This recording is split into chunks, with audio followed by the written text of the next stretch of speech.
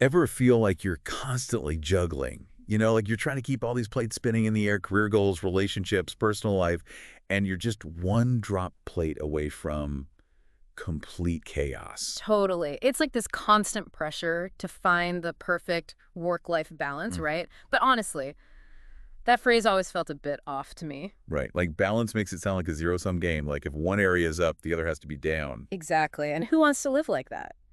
So today, we're ditching balance and diving into work-life love. I love that. Yeah, Work-life love. So much more positive, right? And it gets to the heart of what we're really talking about, which is how to make both our careers and our relationships thrive. absolutely. And to guide us in this deep dive, we have this fantastic podcast plan, chock full of insights on how to do just that. And I got to say, even just glancing through it, I was struck by how many people struggle with this. I mean, the stats in here are kind of wild. Like, did you know that according to this plan, something like a third of couples report that work stress is a major source of conflict in their relationships? Yeah, I mean, it makes sense, right? Think about it. How many times have you brought that work stress home with you? Maybe snapped at your partner or just completely zoned out during a conversation because your mind was still at the office? Oh my gosh, all the time. It's like Totally. my brain just can't switch gears sometimes. But this plan doesn't just throw these scary stats at you. It actually dives into solutions. Yes. It's super action-oriented, which I appreciate. Totally. Like episode 2 is all about time management strategies, and I have to say, I'm a sucker for a good productivity hack. Have you ever used that Eisenhower matrix thing? The Eisenhower Matrix, Uh, oh, that's a classic. And for good reason, it really works. Basically, it helps you prioritize tasks by urgency and importance so you can visually see what absolutely needs your attention, what can wait, and what you can probably ditch altogether. I know it sounds so simple, but like when you actually do it, it's kind of amazing how much clearer things become.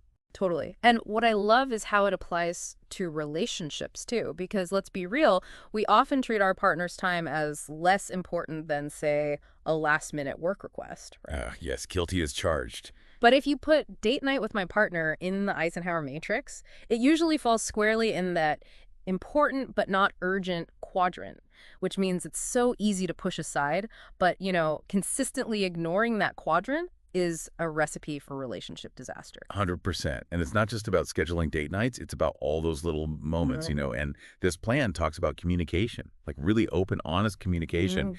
being key to making those moments count. It's funny how communication is key is like the most common relationship advice, but it's also the most frustratingly vague. The worst. Like, okay, communicate what and how.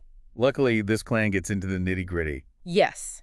It emphasizes those proactive conversations about time, about expectations. Like, instead of hoping your partner understands why you're working late again, you actually tell them, hey, this week is insane. Can we move date night to Friday? And maybe order in instead of me attempting to cook. Being upfront and specific makes such a difference. Huge. And it goes both ways. It's also about advocating for your own needs. Like, hey, this new project has me swamped. Could you take point on dinner this week? I'd really appreciate the support. Right. It's about teamwork. And it prevents those resentment-fueled blow-ups later. Exactly. And it ties back to intentionality, which I think is a major theme in this plan. Because even when you're crazy busy, if you're intentional about making small gestures meaningful, it goes a long way. Yes.